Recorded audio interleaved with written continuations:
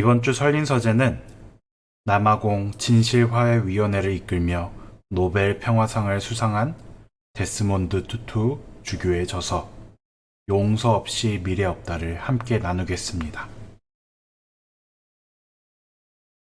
용서와 화해는 진실을 외면하는 일이 아니다.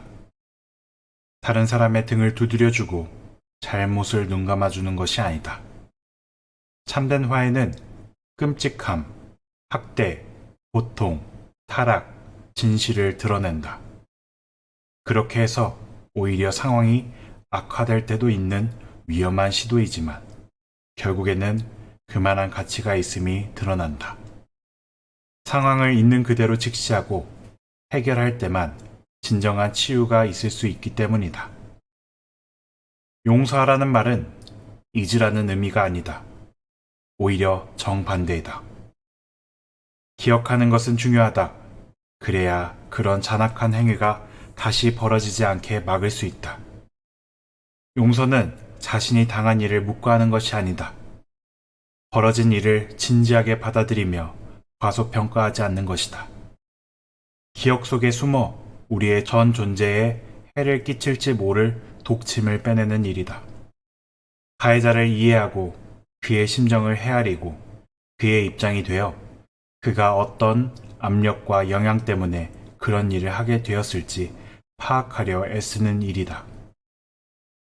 용서를 베푸는 것은 상대방과 관계가 달라질 수 있다는 믿음과 잘못한 사람이 새 출발을 해서 이전과 다른 길을 갈 수 있다는 믿음을 선언하는 것이다. 이것이 새 출발을 할 기회라고 말하는 것이다.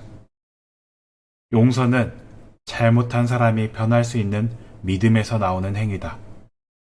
예수님의 말씀에 따르면 우리에게 잘못을 저지른 형제 자매가 찾아와 자신의 잘못을 자백하면 우리는 한 번만이 아니고 7번만도 아니고 70번에 7번이라도 무제한 용서해야 한다.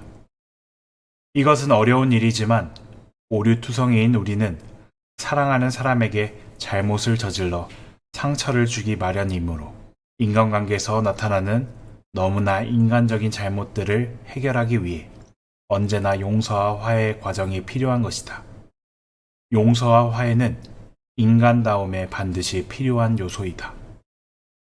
참된 용서는 과거의 모든 문제를 처리하여 미래를 가능하게 만든다. 더 이상 자기 목소리를 낼 수 없는 사람들을 대신해서라도 원한의 실타래를 끊어야 한다. 우리가 하는 일이 과거, 현재, 미래의 모든 세대를 대신해서 하는 일임을 인정해야 한다. 하나님은 다른 사람들이 우리를 보고 용기를 얻기 원하신다. 하나님은 우리를 희망의 빛, 실행 가능한 패러다임으로 제시하시며 이렇게 말씀하기 원하신다. 남아공을 보아라. 그곳에는 아파르테헤이트라는 악몽이 있었다. 그것은 끝났다. 이제 너의 악몽도 끝날 것이다. 남아공의 문제는 도저히 손쓸 도리가 없어 보였다. 그런데 그곳 사람들은 그 문제를 해결하고 있다. 이제 다른 어느 곳에 어떤 문제도 손쓸 도리가 없다고 고개를 저을 수 없다. 너희에게도 희망이 있다.